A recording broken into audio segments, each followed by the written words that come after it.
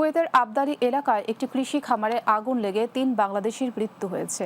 আহত হয়েছেন আরও ৫ জন। কুয়েত থেকে সহকর্মী জুবেদ জানান, শনিবার স্থানীয় সময় রাত ১টার দিকে কৃষিকাজে নিয়োজিত প্রায় ২০ বাংলাদেশির আবাসস্থলে এই অগ্নিকাণ্ডের ঘটনা ঘটে।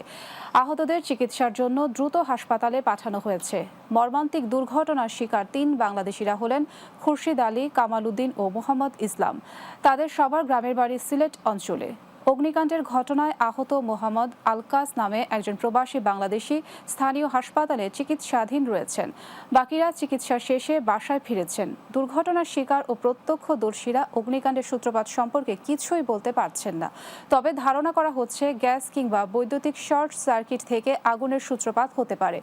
অগ্নিকাণ্ডে ৩ প্রবাসীর মৃত্যুর খবর পেয়ে কুয়েতে নিযুক্ত বাংলাদেশের রাষ্ট্রদূত মেজর জেনারেল মোহাম্মদ আশিকুজ্জামান ও শ্রম কাউন্সিলর আবুল হোসেন দুর্ঘটনাস্থল পরিদর্শন করেছেন এবং নিহতদের লাশ দেশে প্রেরণ ও আহতদের প্রয়োজনীয় সহযোগিতার আশ্বাস দেন। আজকে আমরা খবর পাইয়া দূতাবাসের সাথে যোগাযোগ করি। দূতাবাস আইসেন, লেবার কাউন্সিলর তারা মন্দুফ এম্বাসি থেকে আইসেন, আইয়া এখান থেকে তারা এরার কাছ থেকে জবানবন্দি নিছেন, তাদের কফিলের সাথে আলাপ করছেন। পরে সব কিছু তাদের কফিলের সাথে আলাপ ফ্রি এক পর্যায়ে বলছে এদেরকে যত দ্রুত তাড়াতাড়ি দেশ ফাটানোর ব্যবস্থা করা হোক। রাত কটার সময় আগুন লাগছে এটা আমরা নিজে বলতে পারি না। রাস্তাঘাট আগুন গরম লাগছে, দেখি 12 আমরা পারলেই বলে যা উঠতাম পারিয়া বাড়াই গেছি, আর যা পারছে না তার রয়েছে। রাত্রে একটা কারেন্টও পাশিস আগুন লাগছে, আমরা হইতে পারি না। আমরা যে বাড়াইছি ওলা বাড়াইয়া গেছি, আর যারা বাড়াইতে পারছে না তারা ওলা মারা গেছে, আর আমরা আহত হয়েছি। অস্ট্রিয়াতে ভ্যাকসিন গ্রহণকারী ও করোনা টেস্টে নেগেটিভ আসা ব্যক্তিদের চলাফেরার শিথিলতা জারি করেছে দেশটির সরকার।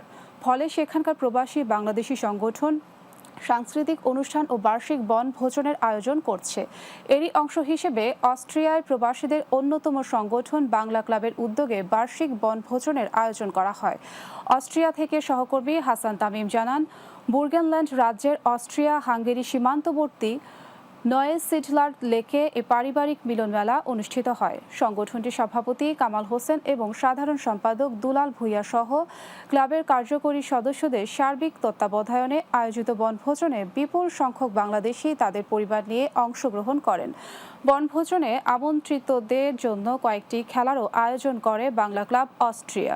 খেলা শেষে পুরস্কার বিতরণ করেন ক্লাব সদস্য মাইদুল মিয়া, শাহিন ভূঁইয়া, শাহিন চৌধুরী, SAM রানা, ওয়াসিউজ্জামান জাবেদ, মেহেদি হাসান, মিরাজ হক, মোহাম্মদ আলী এবং আরিফ রায়হান সহ আরও অনেকে। ক্লাবটি অস্ট্রিয়ায় বসবাসরত প্রবাসী তরুণদের নিয়ে গঠিত এবং তরুণদের সবচেয়ে বেশি প্রাধান্য দিয়ে থাকে।